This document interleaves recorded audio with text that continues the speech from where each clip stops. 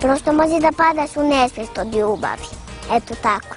Pa simpatija je nešto kad se mnogo volite, kad deliš pače kifle na dva dela i kad deliš gumicu na brisanje na dva dela. Ili kad nekome daš lis, ili kad daš cvet. Eto, to je simpatija. A nekad neki ljudi uključe mozak i onda znaju da im je simpatija najbolji drug na svijetu. Ja sam se zaljubila u Stanka. I onda ima plave oči kao ja.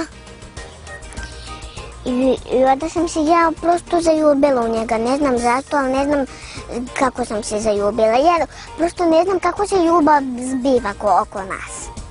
Ali samo znam da mi se odjednom desila ljubav. Ne znam. Ali ne znam odakle se stvorila.